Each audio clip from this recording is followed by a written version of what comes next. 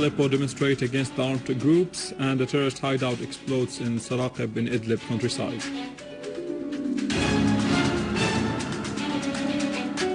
Jabhat al-Nusra terrorist group target a mosque in Homs.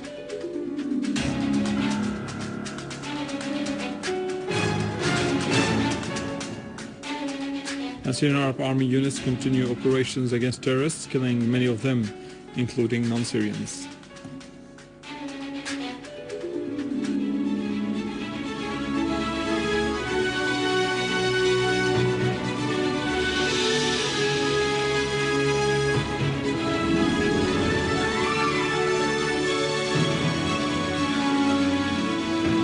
Good afternoon, this is News in English from the Syrian Arab Television in Damascus. The national campaign to press charges against Saad al-Hariri and Uqab Saqr after revealing their involvement in funding, arming and recruiting terrorists in Syria kicks off in Tartus city. The activities of this campaign included a signature petition to file lawsuits against al-Hariri and Saqr, and the Bar Association will submit them to the United Nations Security Council and other international organizations. The families of the martyrs and those who were affected by the terrorist acts and the lawyers of the city participated in the campaign. The participants organized a solidarity gathering at the government square to express their appreciation for the martyrs and to condemn the armed terrorist groups' practices against the citizens. After showing the striking evidence of his role in arming and funding the terrorist groups in Syria, Saqr held a press conference in which he behaved in a hysterical way, accusing all of the world and the mass media, which exposed his involvement in killing innocent Syrian people, as stupid. The Syrian people watched the press conference, which gave more evidence on Saqr's involvement in killing innocent people through the terrorist activities. The terrorist massacres in Syria are morally and religiously condemned, and they have revealed the criminal mentality of the Western terrorists and the agents in the region, such as Saqr and his master al-Hariri. The Syrian people will not tolerate those who are involved in the shedding of their blood, and the conspiracy against the Syrian national unity and stability will be foiled thanks to the awareness of the Syrian people.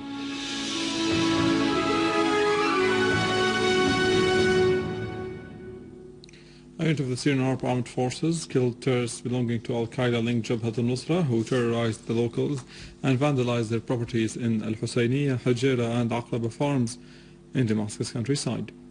An official source said that a car equipped with a heavy machine gun and 3 cars which were carrying weapons for the terrorists were destroyed on Al-Husayniya Al-Ziyabiya road. The source added that units of the army killed several terrorists in the area between Sayyida Zainab and Vegetable Souk in Al-Hajira and destroyed their dens. The source added that the Syrian armed forces restored security and stability to the farms surrounding Aqraba after inflicting heavy losses upon the terrorists there.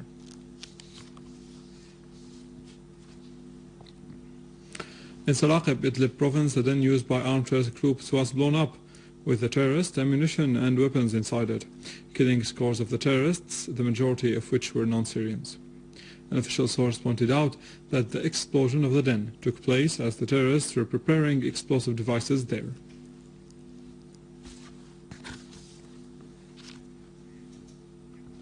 A unit of the armed forces destroyed a gathering of Jabhat al-Nusra terrorists on the road to a sand village in Talbise, Homs. A source in the city said that a number of cars, some equipped with heavy machine guns, were destroyed, with the weapons, ammunition and terrorists inside them.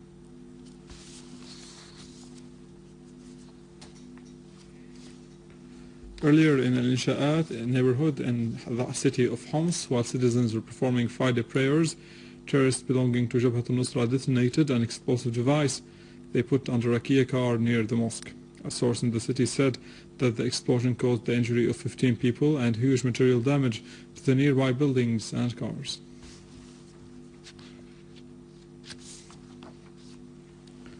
And in Aleppo, a unit from the Syrian Arab Army carried out 2 qualitative operations against gatherings of terrorists belonging to Al-Qaeda-linked Jabhat al-Nusra in Al-Sha'ar and Al-Ansar areas, inflicting heavy losses among them.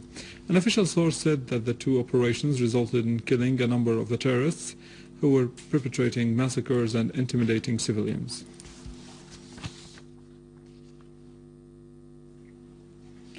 In Mhardeh, the countryside of Hama, a unit from the Syrian Arab Army clashed with terrorists who tried to attack the innocence and law enforcement forces of Al-Zillaqiyat town.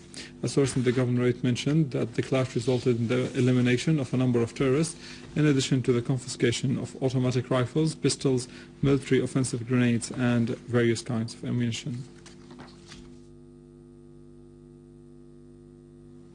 In Dar'a, a clash for money among members of two terrorist groups in Khirbat Ghazali resulted in the killing of and injuring of a number from both groups. A source from the Interior Ministry said that the fight happened between the terrorist Ammar al-Amour, the leader of a terrorist group, and his brother from one side, and on the other side a number of terrorists including Khalid Dewi and his brother Mahmoud Ahmad al-Nazir, which belonged to Jabhat al-Nusra of Al-Qaeda.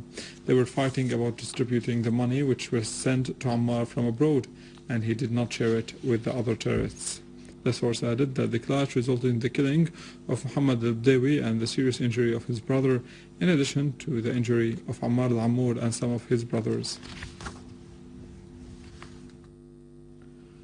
Another terrorist explosion hits Al-Mazda residential area in the Mazda 86 neighborhood, as the maintenance workshops, in cooperation with the citizens and residents there, started repairing the damages resulted from the attack.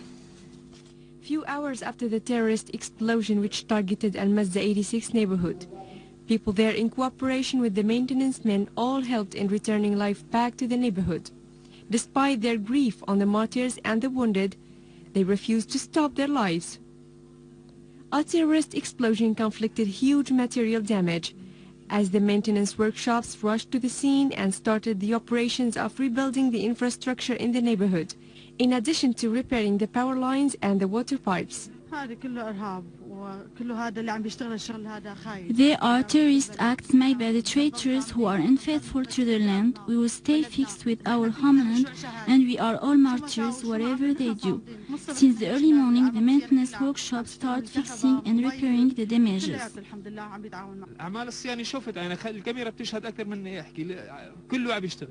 As you see here, they are working, in spite that it is a holiday.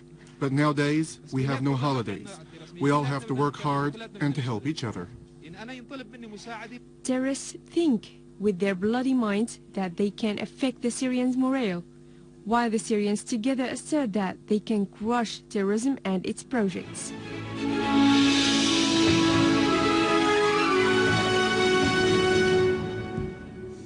Iranian Fars news agency said that Qatar has assembled two separate 67-member groups of terrorists from Pakistan and dispatched them to Syria in the last 2 weeks. In a report published today, the agency pointed out that since the onset of the crisis in Syria, Qatar was involved in spreading terrorism in the country through recruiting Salafi terrorists from across the globe and dispatching them to Syria.